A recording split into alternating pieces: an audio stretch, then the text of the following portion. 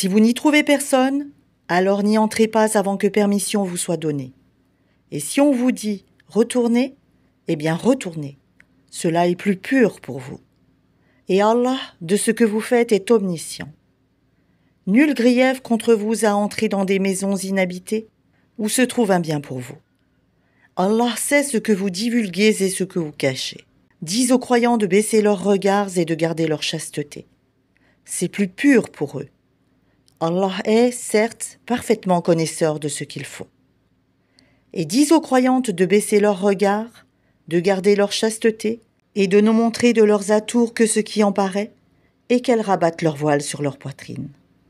Et qu'elles ne montrent leurs atours qu'à leur mari, ou à leur père, ou au père de leur mari, ou à leur fils, ou au fils de leur mari, ou à leur frère, ou au fils de leur frère, ou au fils de leur sœur, ou aux femmes musulmanes, ou aux esclaves qu'elles possèdent, ou aux domestiques mâles impuissants, ou aux garçons impubères qui ignorent tout des parties cachées des femmes, et qu'elles ne frappent pas avec leurs pieds de façon que l'on sache ce qu'elles cachent de leur parure. Et repentez-vous tous devant Allah, ô croyants, afin que vous récoltiez le succès. Mariez les célibataires d'entre vous et les gens de bien parmi vos esclaves, hommes et femmes. S'ils sont besogneux, Allah les rendra riches par sa grâce, car la grâce d'Allah est immense et il est omniscient. Et que ceux qui n'ont pas de quoi se marier cherchent à rester chastes jusqu'à ce qu'Allah les enrichisse par sa grâce. Ceux de vos esclaves qui cherchent un contrat d'affranchissement, concluez ce contrat avec eux, si vous reconnaissez du bien en eux, et donnez-leur des biens d'Allah qu'il vous a accordés. Et dans votre recherche des profits passagers de la vie présente, ne contraignez pas vos femmes esclaves à la prostitution, si elles veulent rester chastes. Si on les y contraint, Allah leur accorde après qu'elles aient été contraintes son pardon et sa miséricorde.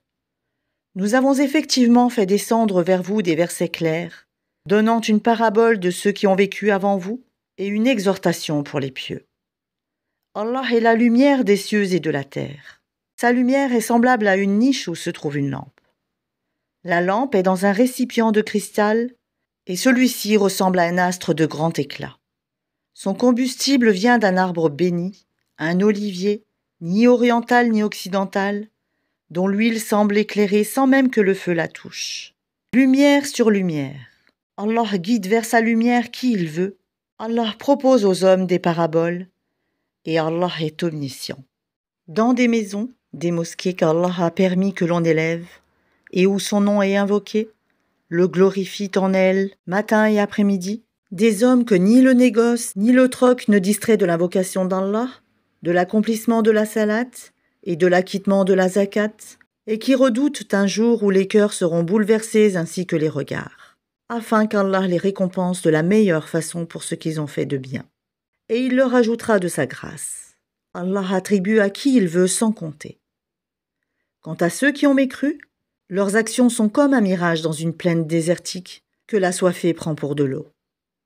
Puis quand il y arrive, il s'aperçoit que ce n'était rien, mais y trouve Allah qui lui règle son compte en entier, car Allah est prompt à compter. Les actions des mécréants sont encore semblables à des ténèbres sur une mer profonde, des vagues la recouvrent, vagues au-dessus desquelles s'élèvent d'autres vagues, sur lesquelles il y a d'épais nuages, ténèbres entassées les unes au-dessus des autres. Quand quelqu'un étend la main, il ne la distingue presque pas. Celui qu'Allah prive de lumière n'a aucune lumière. N'as-tu pas vu qu'Allah est glorifié par tous ceux qui sont dans les cieux et la terre, ainsi que par les oiseaux déployant leurs ailes? Chacun, certes, a appris sa façon de l'adorer et de le glorifier. Allah sait parfaitement ce qu'ils font. C'est à Allah qu'appartient la royauté des cieux et de la terre. Et vers Allah sera le retour final. N'as-tu pas vu qu'Allah pousse les nuages? Ensuite il les réunit et il en fait un amas. Et tu vois la pluie sortir de son sein. Et il fait descendre du ciel de la grêle provenant des nuages comparables à des montagnes. Il en frappe qui il veut et l'écarte de qui il veut. Peu s'en faut que l'éclat de son éclair ne ravisse la vue. Allah fait alterner la nuit et le jour. Il y a là un sujet de réflexion pour ceux qui ont des yeux. Et Allah a créé d'eau tout animal. Il y en a qui marchent sur le ventre, d'autres marchent sur 2 pattes, et d'autres encore marchent sur 4. Allah crée ce qu'il veut, et Allah est omnipotent. Nous avons certes fait descendre des versets explicites, et Allah guide qui il veut vers un droit chemin. Et ils disent, nous croyons en Allah et aux messagers et nous obéissons. Puis après cela, une partie d'entre eux fait volte-face. Ce ne sont point ceux-là les croyants. Et quand on les appelle vers Allah et son messager, pour que celui-ci juge parmi eux, voilà que quelques-uns d'entre eux s'éloignent. Mais s'ils ont le droit en leur faveur, ils viennent à lui, soumis. Y a-t-il une maladie dans leur cœur? Ou doutent-ils? Ou craignent-ils qu'Allah les opprime, ainsi que son messager? Non, mais ce sont eux les injustes. La seule parole des croyants, quand on les appelle vers Allah et son messager, pour que celui-ci juge parmi eux, est « Nous avons entendu et nous avons obéi ». Et voilà ceux qui réussissent. Et quiconque obéit à Allah et à son messager, et craint Allah et le redoute, alors voilà ceux qui récoltent le succès. Et ils jurent par Allah en serment solennel que si tu leur ordonnais, ils sortiraient à coup sûr au combat. Dis, ne jurez donc pas. Votre obéissance verbale est bien connue. Allah est parfaitement connaisseur de ce que vous faites. Dis, obéissez à Allah et obéissez au messager. S'il se détourne, il, le messager, n'est alors responsable que de ce dont il est chargé, et vous assumez ce dont vous êtes chargé. Et si vous lui obéissez, vous serez bien guidé. Et il n'incombe au messager que de transmettre explicitement son message. Allah a promis à ceux d'entre vous qui ont cru et fait les bonnes œuvres qu'il leur donnerait la succession sur terre, comme il l'a donné à ceux qui les ont précédés. Il donnerait force et suprématie à leur religion qu'il a agréée pour eux. Il leur changerait leur ancienne peur en sécurité. Ils m'adorent et ne m'associent rien, et celui qui m'écroit par la suite, ce sont ceux-là les pervers.